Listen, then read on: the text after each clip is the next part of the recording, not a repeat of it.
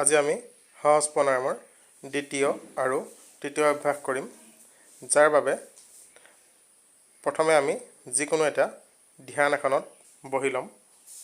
আমি পদ্মাসনত বহিম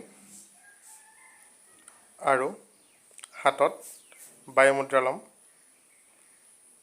এইদৰে বায়ুমুদ্ৰা লৈ হাতত আমি সম্পূৰ্ণ মেৰুদণ্ড পোন কৰি বহি ল'ম।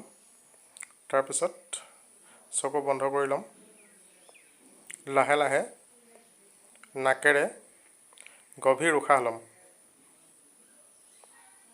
প্ৰায় 10 ছেকেণ্ডমান একেৰাহে উশাহ ল'ম আৰু মুখখন ফুলাই লাহে লাহে উশাহটো এৰি দিম। উশাহ এৰোঁতে সময় কিছু বেছি ল'ম। 15 ছেকেণ্ড বা 20 ছেকেণ্ডৰ ভিতৰত আমি উশাহটো এৰি দিম।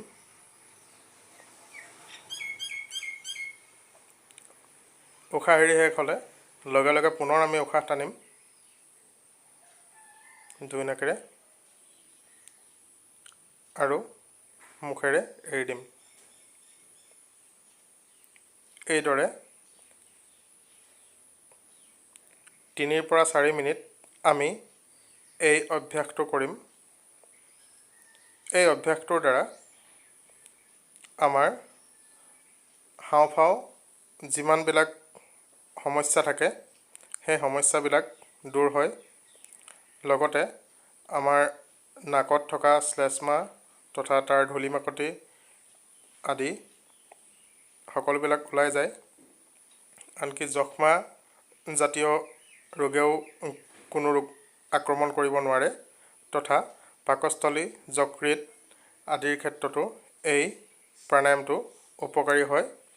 বিশেষকৈ সৰু ল'ৰা ছোৱালীৰ খজুৱতি, ফোঁহা আদি যিবিলাক ছালৰ ৰোগ হওক বা তেজৰ ৰোগ হওক, এইবিলাকৰ ক্ষেত্ৰত ই এক অতি উপকাৰী ভূমিকা পালন কৰে।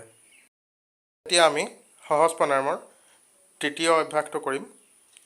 সহজ প্ৰণায়ামৰ তৃতীয় অভ্যাসৰ বাবেও আগৰ দৰে একেই ধ্যান আসনত বহি মেৰুদণ্ড পোনকৈ ৰাখি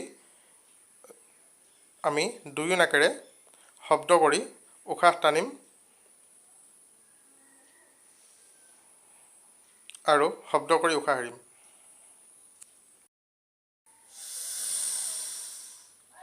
ডিঙিটো কণ্ঠকোপত লগাই পুনৰ উশাহ দীঘলকৈ লৈ ঠোঁটৰিটো কণ্ঠকোপত লগাই উশাহটো এৰিব লাগে। কণ্টিনিউ। এইদৰে প্ৰায় 3-4 মিনিট ধৰি আমি এই উশাহটো লৈ আৰু এৰি অভ্যাসটো কৰি থাকিব লাগে। ইয়াত পূৰকৰ সময়ত যিমান আমি দীঘলীয়াকৈ উশাহ ল'ম, ৰেচকৰ সময়ত তাতকৈ কিছু দীঘলীয়াকৈ আমি উশাহটো এৰিব লাগিব।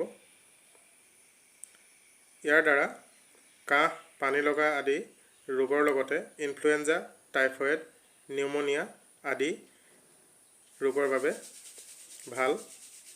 ভাৰতবৰ্ষৰ বহু ল'ৰা ছোৱালী আৰু যুৱক যুৱতীৰ এই ধৰণৰ বেমাৰ আজিকালি হয়। তাৰ লগতে যি ক'ভিডৰ সমস্যাও হৈছিলে কিছু সময়ৰ আগতে, এইবিলাক শ্বাসজনিত যিকোনো ৰোগৰ বাবে এই প্ৰাণায়ামটো অতি উপকাৰী হয়।